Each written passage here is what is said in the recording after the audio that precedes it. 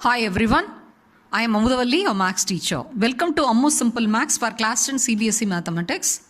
Dear students, in this video, I am going to teach you 10.2 theorem. This is an introduction to exercise 10.2. It's a very important theorem. Applying the theorems 10.1 and 10.2 only, we are going to solve various problems in this exercise 10.2 also. So watch carefully. Theorem 10.2. The length of tangents drawn from an external point to a circle are equal. Already in the previous video, I taught you how many tangents can be drawn when a point is given. If a point is inside the circle, if it is an internal point, no tangent. If a point is on the circle, only one tangent. If there is an external point, two tangents can be drawn, and the two tangents will be of equal length. That's what the theorem, this thing. So we have to prove when two tangents, pair of tangents are drawn from an external point, both the tangents will be of equal length. The length of tangents drawn from an external point to a circle are equal. So what is given?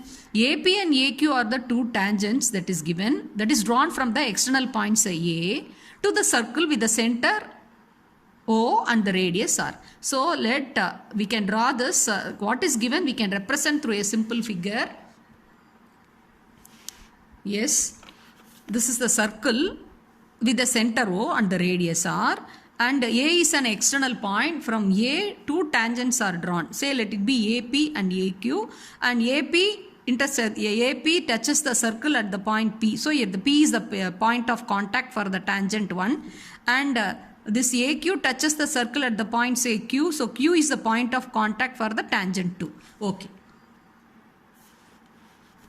So given, after writing the given, so we have to write what is to be proved. We have to prove that AP and AQ both are of equal length. We have to prove AP and AQ, the two tangents drawn from the external point A are equal. Okay, for that we have to construct, what is the construction? You have to join OP, OQ and OA. We have to join the center O with the points of contact and also with the external point. So the construction can be shown by the dotted line. So OP, OQ and OA we have to join. That is the construction we have to do. Okay.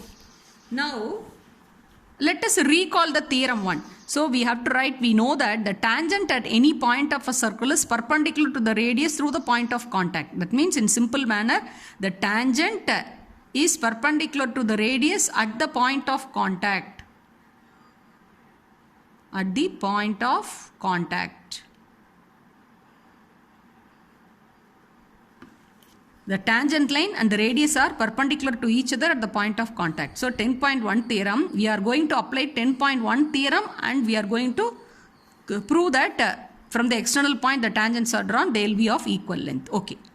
When this tangent line and radius are perpendicular to each other, see that here you observe the first tangent line, if you observe, that is OP and AP are perpendicular to each other. So OPA will be angle of 90 degree, and similarly here also AP and OQ are perpendicular to each other. So OQA will be 90 degree. So when a 90 degree is there formed in a triangle, that will be called a right angled triangle. Okay. Now we are going to prove, see here two right triangles are formed, and we are going to prove the RHS, right angled hypotenuse and side. RHS congruence, this already in lower class you have studied. Making use of that RHS congruence, we are going to prove these two right angled triangles are congruent. So when they are congruent, automatically then these two sides which are not mentioned will be automatically equal. Using that concept, RHS congruence, we are going to prove that. Okay, now let us proceed. Here OP and OQ are radius. See, P is a point on the circle, Q is a point on the circle. So with the center, from the center you are joining OP, and from the center you have joined OQ. So OP and OQ represents radius. Okay. Now as per the first theorem, that is 10.1 theorem, OP is perpendicular to AP, OQ is perpendicular to AQ.